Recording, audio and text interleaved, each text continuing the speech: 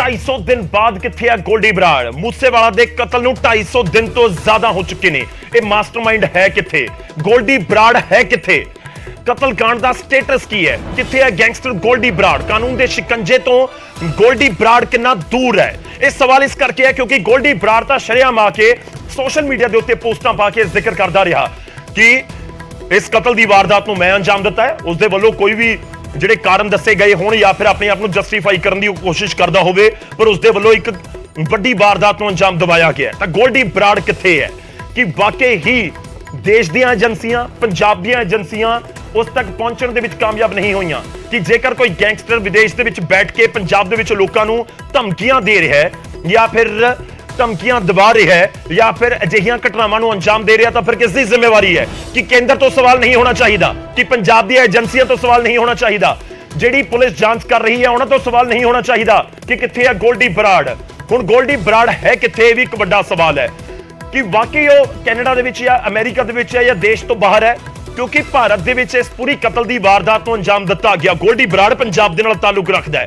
ਉਸ ਤੋਂ ਬਾਅਦ ਜ਼ਿਕਰ ਹੋਇਆ ਜਦੋਂ ਪੂਰੀ ਵਾਰਦਾਤ ਵਾਪਰੀ 29 ਮਈ ਨੂੰ, ਜਦੋਂ ਉਸਨੇ ਫੇਸਬੁੱਕ ਪੋਸਟ ਪਾਈ ਤਾਂ ਉਸ ਦੇ ਵਿੱਚ ਉਸਨੇ ਜ਼ਿਕਰ ਕੀਤਾ ਤੇ ਜ਼ਿਕਰ ਇਹ ਹੋਇਆ ਕਿ ਗੋਲਡੀ ਬਰਾੜ ਤਾਂ ਕੈਨੇਡਾ ਦੇ ਵਿੱਚ ਬੈਠਾ ਹੈ।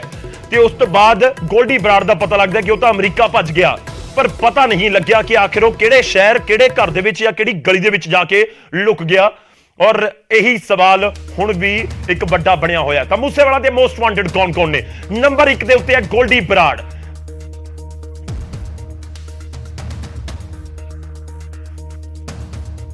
ਤਾਂ ਮੂਸੇਵਾਲਾ ਦੇ ਮੋਸਟ ਵਾਂਟਡ ਦੇ ਵਿੱਚ ਦੂਜਾ ਨੰਬਰ ਹੈ ਅਨਮੋਲ ਬਿਸ਼ਨੋਈ ਦਾ। ਤੀਜੇ ਨੰਬਰ ਦੇ ਉੱਤੇ ਹੈ ਸਚਿਨ ਥਾਪਨ। ਕਿੱਥੇ ਨੇ ਇਹ ਮਾਸਟਰਮਾਈਂਡਸ? ਸਚਿਨ ਥਾਪਨ ਤੇ ਅਨਮੋਲ ਬਿਸ਼ਨੋਈ ਤਾਂ ਅਪ੍ਰੈਲ ਤੱਕ ਭਾਰਤ ਦੇ ਵਿੱਚ ਸੀ। ਅਪ੍ਰੈਲ ਤੋਂ ਬਾਅਦ ਇਸ ਕਤਲ ਦੀ ਵਾਰਦਾਤ ਨੂੰ ਪੂਰਾ ਪਲਾਨ ਕਰਨ ਤੋਂ ਬਾਅਦ ਉਹ ਭੱਜ ਗਏ। ਅਪ੍ਰੈਲ ਦੇ ਵਿੱਚ ਉਹ ਭੱਜੇ ਨੇ ਜਾਲੀ ਪਾਸਪੋਰਟ ਦੇ ਉੱਤੇ, ਤੇ ਉਸ ਤੋਂ ਬਾਅਦ ਮਈ ਦੇ ਵਿੱਚ, ਅਪ੍ਰੈਲ ਤੋਂ ਬਾਅਦ ਮਈ ਦੇ ਵਿੱਚ ਆ ਕੇ ਮੂਸੇਵਾਲਾ ਦੀ ਕਤਲ ਦੀ ਵਾਰਦਾਤ ਨੂੰ ਅੰਜਾਮ ਦਿੱਤਾ ਗਿਆ। ਇਹ ਮੂਸੇਵਾਲਾ ਦੇ ਮੋਸਟ ਵਾਂਟਡ ਨੇ ਤੇ ਸ਼ਾਇਦ ਮੂਸੇਵਾਲਾ ਦੇ ਪਿਤਾ ਬਲਕੌਰ ਸਿੰਘ ਚਾਹੁੰਦੇ ਨੇ ਕਿ ਗੋਲਡੀ ਬਰਾੜ ਸਲਾਖਾਂ ਦੇ ਪਿੱਛੇ ਹੋਵੇ। ਉਹ ਚਾਹੁੰਦੇ ਨੇ ਕਿ ਸਚਿਨ ਥਾਪਨ ਸਲਾਖਾਂ ਦੇ ਪਿੱਛੇ ਹੋਵੇ। ਉਹ ਚਾਹੁੰਦੇ ਨੇ ਕਿ ਅਨਮੋਲ ਬਿਸ਼ਨੋਈ, ਸਚਿਨ ਥਾਪਨ ਇਹ ਸਲਾਖਾਂ ਦੇ ਪਿੱਛੇ ਹੋਣ। ਤਾਂ ਕਿੱਥੇ ਨੇ ਇਹ ਤਿੰਨੇ ਮਾਸਟਰਮਾਈਂਡ? ਗੋਲਡੀ ਬਰਾੜ ਕਿੱਥੇ ਹੈ? ਗੋਲਡੀ ਬਰਾੜ ਨੂੰ ਲੈ ਕੇ ਇੱਕ ਵੱਡਾ ਸਵਾਲ ਜ਼ਰੂਰ ਹੈ। ਤਾਂ ਪੁਲਿਸ ਦੇ ਸਾਹਮਣੇ ਸਵਾਲ ਵਾਰ-ਵਾਰ ਪਿਤਾ ਪੁੱਛ ਰਹੇ ਨੇ, ਸਿੱਧੂ ਮੂਸੇਵਾਲਾ ਦੇ ਸਮਰਥਕ ਪੁੱਛ ਰਹੇ ਨੇ ਗੋਲਡੀ ਬਰਾੜ ਹੈ ਕਿੱਥੇ? ਔਰ ਇਸ ਸਵਾਲ ਦਾ ਜਵਾਬ ਕਦੋਂ ਮਿਲੇਗਾ ਨਹੀਂ ਪਤਾ। ਕਿ ਵਾਕਈ ਹੀ ਇੰਨੀ ਵੱਡੀ ਵਾਰਦਾਤ ਨੂੰ ਅੰਜਾਮ ਦੇਣ ਤੋਂ ਬਾਅਦ ਕੈਨੇਡਾ, ਅਮਰੀਕਾ ਦੇ ਵਿੱਚ ਲੁਕ ਕੇ ਬੈਠਿਆ ਰਹੇਗਾ? ਕਦੇ ਅਸੀਂ ਭਾਰਤ ਨਹੀਂ ਲਿਆ ਸਕਾਂਗੇ, ਕਦੇ ਸਾਡੀਆਂ ਏਜੰਸੀਆਂ ਭਾਰਤ ਨਹੀਂ ਲਿਆ ਸਕਣਗੀਆਂ। ਇੱਕ ਵੱਡਾ ਸਵਾਲ ਜ਼ਰੂਰ ਹੈ।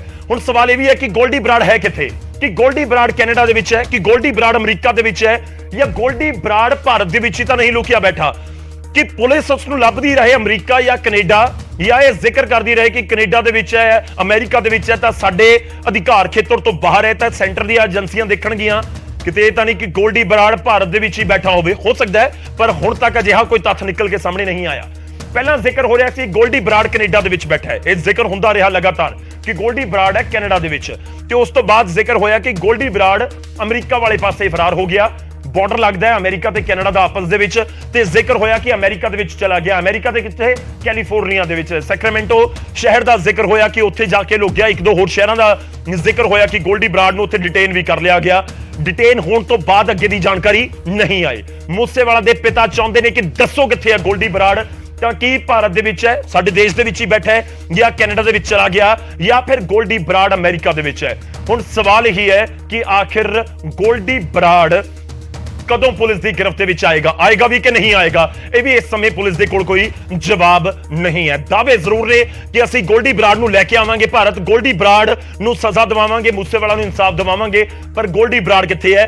ਫਿਲਹਾਲ ਇਹ ਪੁਲਿਸ ਦੇ ਕੋਲ ਇਸ ਦੀ ਕੋਈ ਜਾਣਕਾਰੀ ਲੱਗ ਨਹੀਂ ਰਿਹਾ ਕਿ ਹੈਗੀ ਹੈ।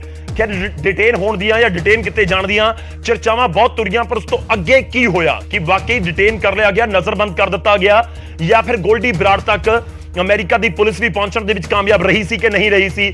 ਸਭ ਦੇ ਉੱਪਰ ਇੱਕ ਕੁਐਸਚਨ ਮਾਰਕ ਜ਼ਰੂਰ ਖੜਾ ਹੋ ਰੱਖਿਆ ਹੈ। ਇਹ ਮਾਸਟਰਮਾਈਂਡ ਹੈ ਗੋਲਡੀ ਬਰਾੜ, ਜਿਸਨੇ ਇਸ ਪੂਰੀ ਵਾਰਦਾਤ ਨੂੰ ਅੰਜਾਮ ਦਿਵਾਇਆ ਹੈ।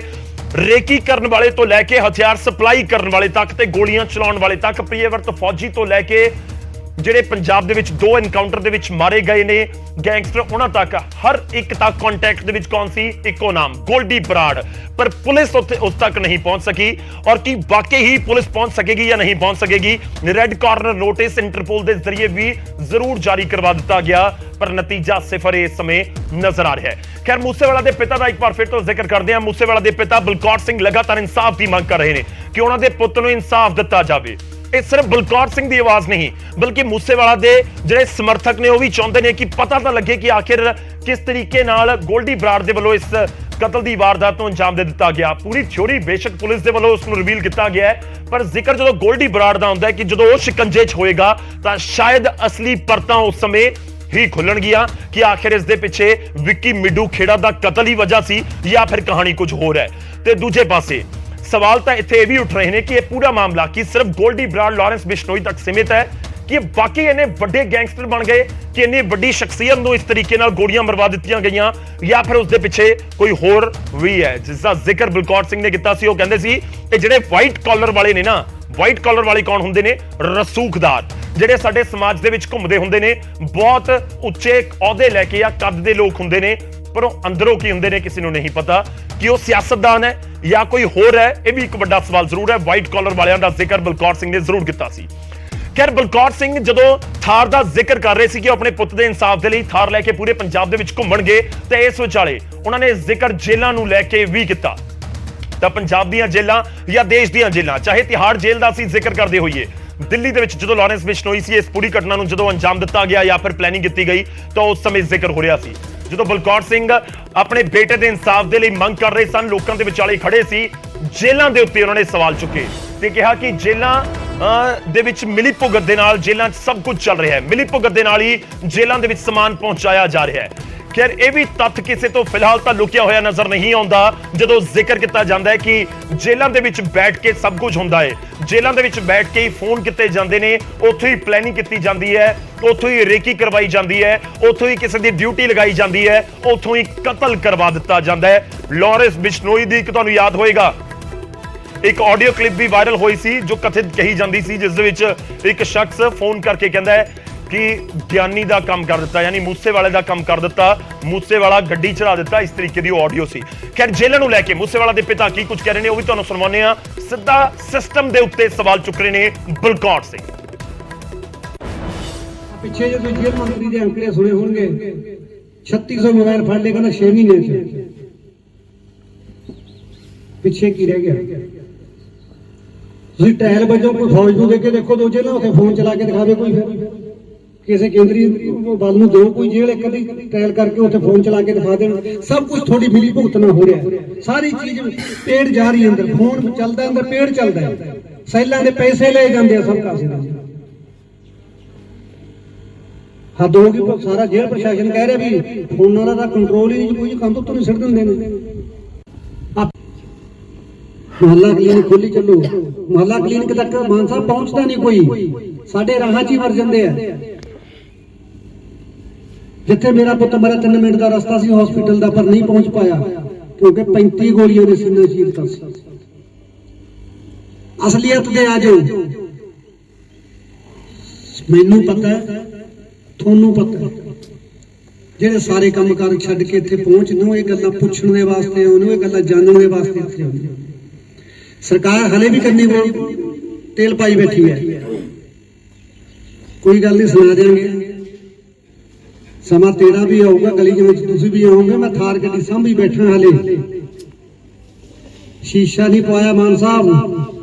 ਤੇ ਸੈਂਟਰ ਵਾਲੇ ਗੱਲ ਸੁਣ ਲਓ, ਤੁਹਾਡਾ ਜਿਹੜਾ ਲਾ ਐਂਡ ਆਰਡਰ ਹੈ ਇਹ ਸੜਕਾਂ ਤੇ ਲੈ ਕੇ ਘੁੰਮੂਗਾ, ਛਲਣੀ ਹੋਈ ਲਾਸ਼ ਪੁੱਤ ਦੀ ਉੱਤੇ ਫੋਟੋ ਲਾ ਕੇ ਘੁੰਮੂਗਾ ਤੁਹਾਡੇ ਸਾਹਮਣੇ, ਤਾਂ ਜੋ ਕੋਈ ਲੋਕ ਵੇਖ ਲੈਣ ਸਾਡਾ ਲਾ ਐਂਡ ਆਰਡਰ ਆ। ਤਾਂ ਕਾਨੂੰਨ ਵਿਵਸਥਾ ਤੇ ਲਗਾਤਾਰ ਸਵਾਲ ਚੁੱਕ ਰਹੇ ਨੇ ਬਲਕੌਰ ਸਿੰਘ ਸਿੱਧੂ ਮੂਸੇਵਾਲਾ ਦੇ ਪਿਤਾ। ਦਾ ਸਵਾਲ ਜ਼ਰੂਰ ਉੱਠਦੇ ਨੇ ਆਖਿਰ ਕਿੱਥੇ ਨੇ ਮੂਸੇਵਾਲਾ ਦੇ ਜਿਹੜੇ ਗੁਨੇਗਾਰ ਨੇ, ਪਰ ਉਸ ਤੋਂ ਵੀ ਅਹਿਮ ਸਵਾਲ ਇਹ ਹੈ ਕਿਉਂਕਿ ਹੁਣ ਤੱਕ 20 ਤੋਂ ਜ਼ਿਆਦਾ ਗ੍ਰਿਫਤਾਰੀਆਂ ਇਸ ਪੂਰੇ ਮਾਮਲੇ ਦੇ ਵਿੱਚ ਆਲਰੇਡੀ ਹੋ ਚੁੱਕੀਆਂ ਨੇ। ਜਦੋਂ ਅਸੀਂ ਮੂਸੇਵਾਲਾ ਦੇ ਕਤਲ ਦੇ ਕੇਸ ਦਾ ਜ਼ਿਕਰ ਕਰਦੇ ਨੇ, ਉਹ ਚਾਹੇ ਕੇਕੜੇ ਨੂੰ ਰੇਕੀ ਕਰਨ ਵਾਲੇ ਨੂੰ ਗ੍ਰਿਫਤਾਰ ਕੀਤਾ ਗਿਆ ਹੋਵੇ ਜਾਂ ਫਿਰ ਪ੍ਰਿਯਵਰਤ ਫੌਜੀ ਨੂੰ ਗ੍ਰਿਫਤਾਰ ਕੀਤਾ ਗਿਆ ਹੋਵੇ ਜਿਸ ਦੇ ਵੱਲੋਂ ਗੋਲੀਆਂ ਚਲਾਈਆਂ ਗਈਆਂ। ਲਾਰੈਂਸ ਬਿਸ਼ਨੋਈ ਆਲਰੇਡੀ ਹੀ ਜੇਲ੍ਹ ਦੇ ਵਿੱਚ ਸੀ, ਇਸ ਕਰਕੇ ਲਾਰੈਂਸ ਬਿਸ਼ਨੋਈ ਤੋਂ ਵੀ ਲਗਾਤਾਰ ਪੁੱਛਗਿੱਛ ਹੋਈ ਹੈ। ਪੰਜਾਬ ਲੈ ਕੇ ਆਈ ਪੁਲਿਸ ਔਰ ਮਹੀਨਿਆਂ ਤੱਕ ਉਸ ਤੋਂ ਪੁੱਛਗਿੱਛ ਕੀਤੀ ਜਾਂਦੀ ਰਹੀ। ਵੱਖ-ਵੱਖ ਕੇਸਾਂ ਦੇ ਜ਼ਰੀਏ ਉਸ ਨੂੰ ਪੰਜਾਬ ਦੇ ਵਿੱਚ ਰੱਖਿਆ ਗਿਆ ਰਿਮਾਂਡ ਦੇ ਉੱਤੇ ਲੈ ਕੇ। ਮੂਸੇਵਾਲਾ ਦੇ ਕੇਸ ਦੇ ਨਾਲ ਜੁੜੇ ਹੋਏ ਇਹ ਸਾਰੀਆਂ ਚੀਜ਼ਾਂ ਨੂੰ ਲੈ ਕੇ ਸਵਾਲ ਲਾਰੈਂਸ ਬਿਸ਼ਨੋਈ ਤੋਂ ਪੁੱਛੇ ਜਾਂਦੇ ਰਹੇ।